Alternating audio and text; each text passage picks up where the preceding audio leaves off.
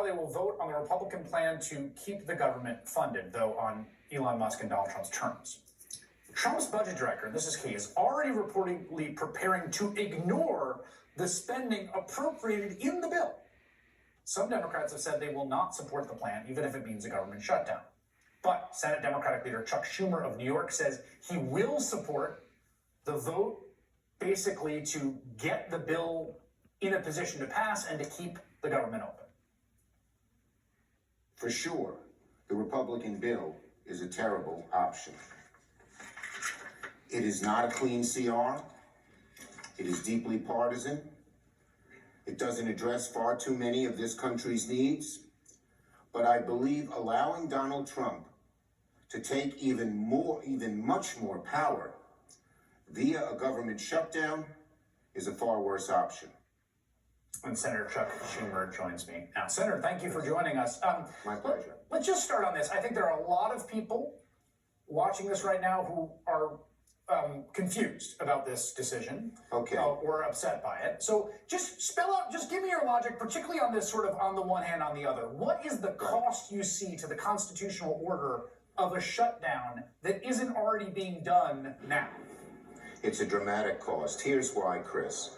Under a shutdown, it is the executive branch, in this case, Trump, Musk, Doge, and Vogt, who's head of the OMB, who we all know are authoritarians, vicious, nasty, who would have sole control over what is funded and what isn't. They get to determine what is a, quote, essential service. And they will just cut to smithereens, far greater than in the CR bill, which is a lousy bill. Far greater than that, what could be funded and what couldn't. And there's no recourse. You can't go to court. This is a decision totally in the executive branch. And so it would be devastating. Why is it that Elon Musk and Donald Trump want a government shutdown? So they can take control of the government and do their vicious, horrible things. They could cut half the government. They could tell employees you're not essential and never bring them back, permanently firing them. It's a disaster. And in a few weeks, if there was a shutdown, everyone would be complaining and howling. Why did they eliminate SNAP? Why did they cut so much of Medicaid? But they could do all that on their own. That's the problem. There is no check on them with a shutdown. That's not to say this CR bill is a good bill. It isn't. It didn't have any safeguards in it. But it would be much, much worse to have a shutdown. And my job, Chris, as leader, is to see things a little bit ahead down the road and see how horrible this would be and alert people to it. So I want to sort of present two arguments on the other side. One of them is that it was quite, and I hear you on this. This is not an easy call. I want to be clear. I mean, I don't think it is, but you know, the AFG union, which is the largest union representing federal workers, they won a big victory today in federal court about those probationary employees who were fired. They came out against the CR, which really surprised me, right? These are the people that seem to have the most skin in the game on precisely the terms you're enunciating. And they said, the fact that this CR has no protections that will actually be followed means that we can't support it. If the people whose livelihoods are on the line say you cannot go along with this thing, why are they wrong? I understand why they're so upset with the CR, but I disagree with them because the shutdown would be worse for their employees. They could just eliminate huge portions of government workers automatically. They could eliminate programs automatically, which they can't do on the CR. The CR has certain spending, and they can screw around with it, and they will. These guys are sons of guns. They're going to do everything they can to hurt the government. You know what they've talked about. Elon Musk, this billionaire who cares nothing about taking people's Social Security away. This guy says that he wants to cut $2 trillion out of the federal government. A shutdown would allow him to do it. And here's another point, Chris. There's no exit ramp. Anyone who wants the shutdown, I've asked them, well, how do we get out of it? Guess who it's up to get out of it? Donald Trump, Elon Musk, Doge. So it's a it's two bad alternatives. And I respect people who actually don't want to vote for the CR. It's awful. But with the alternative being a government shutdown, that's even worse. So here's the other sort of way that I've heard people phrase this, right? Democrats don't control any part of the government. So there's not a ton of leverage. The one thing they have leverage is in the Senate where you need a filibuster-proof majority on a cloture vote. that there's essentially an unconstitutional assault on the government right now. And I think you would agree with that, There right? is. An assault on the Absolutely. constitutional These guys are the worst, and we got to fight them every step of the way. As we say in Brooklyn, Chris, every step of the way. But look, Russ Moore is already fighting. telling people, but he's telling people on the floor, we are not even going to listen to this CR. This is a piece of paper that we will impound and rip up the moment it's passed.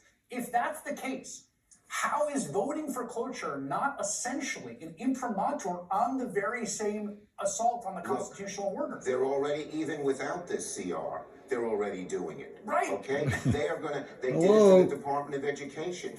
But I can tell you, I've been through shutdowns before. It's not that this CR is good. It's not that voting for it is good. It's horrible. But the alternative is worse. And we have to look just a month ahead and see how bad a shutdown would be for all the things we believe in, and how I'd say Trump and Doge and Musk and Vogt, they're like drooling with happiness and desire to get a government shutdown. They've said they want it. Why?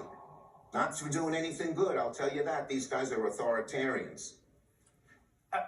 Let me just say with this in 1 second. I think the theory of the case for people that don't want Democrats to vote for cloture is that Americans don't quite understand what's being done to their government. It's being done in this sort of haphazard fashion. The stories are sort of getting out. You know, there's this Forest Service worker who got laid off for no reason, and there's this veteran who's got a traumatic brain injury, who's got a clinical trial. But the shutdown would be a way of actually calling the question. And here's what I would just offer. It seems to me that the demand that makes the most sense here, and I'm not a U.S. Senator, is for the Republicans to vote on a rescission package that enunciates the cuts Doge has done, as opposed to allowing an unelected co-president unilaterally eviscerate the American constitutional power of the purse. Well, the bottom line is the Republican Senate is in total obeisance to Trump. They're not going to oppose him in any way. But if they allow Trump to make the kind of drastic cuts that I greatly fear in a government shutdown, they'll be culpable as well. And make no mistake about it. Make no mistake about it. Ask yourself again the question, why does Musk and Trump and Vogt want this? Vogt already has plans on how to slash the government, far worse than slashed in the CR. Much worse. Every program, every part of government would be at their disposal, their wicked disposal. So that's the problem here. It's not that the CR is good, it's horrible. And all things being equal, we should have opposed it. But the alternative being a shutdown makes things worse. And I believe this, much worse. And I believe this, I wouldn't have done this. I knew I'd get criticized. But I felt obligated for the country, for my Democratic caucus, to the people, to explain how bad a shutdown would be. And if we went into a shutdown and everything bad happened, I had to give people this warning. Can I'm gonna just keep you for 2 more questions, if that's okay. One is a sort of question about strategy and dealing what I think you and I and many people watching this agree is essentially an assault on the constitutional order, and that it's Absolutely. This. The only thing they understand is meeting conflict with conflict. So if you look at Doug Ford in Ontario, who banged the table and said, "You're going to tariff us, I'm going to tariff you. We're going to put a surcharge on electricity," that the only thing that gets their attention, the only thing that gets them to back down, is meeting conflict with conflict. If you meet conflict with essentially managed retreat or strategic non-engagement, then they roll all over you. We are going to conflict with them on everything, except on the tax cuts for the billionaires. They become a plutocracy and oligarchy. On Medicaid, we have plans to conflict them with all of that. If the shutdown occurred, we wouldn't be able to do that because they would fill up both the Senate and the discussion on whether we should cut this and not cut that, of things that they want to cut. So to have the conflict on the best ground we have, summed up in a sentence, that they're making the middle class pay for tax cuts for billionaires, it's much, much better not to be in the middle of a shutdown, which would divert people from the #1 issue we have against these bastards, these people, which is not only all these cuts, but they're ruining democracy. And one other thing on a shutdown. On a shutdown, the courts could close. or at least be totally disabled. And the courts are one of the best ways we've had to go after these guys. Final question about just an issue of intercameral strategy. I mean, the Democrats voted en masse against this in the House. They lost only one vote, Jared Golden in Maine. I've seen a lot of House members, and across an ideological range, interestingly enough, urging the Senate to filibuster this, saying, look, this is existential about whether we control the power of the purse or not. We cannot essentially sign off on this Doge unilateral arrogation of this power. Yeah, look, I supported what the House did to vote against this bill universally, but that didn't cause a shutdown. It's different in the Senate. And I knew people were going to disagree with me, but I felt so strongly that the shutdown would be the greatest disaster we face with these arrogant autocrats that we had to avoid the shutdown and fight on many of the other things, every other issue that we have. All right, Senator Chuck Schumer, who's the leader of the Democrats in the Senate, announcing he will be a yes for cloture tomorrow. I imagine you will have the 6 or so other votes you need to get that over the hump.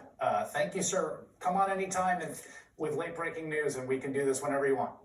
Thank you, Chris. Nice to talk with you. Okay. Bye-bye.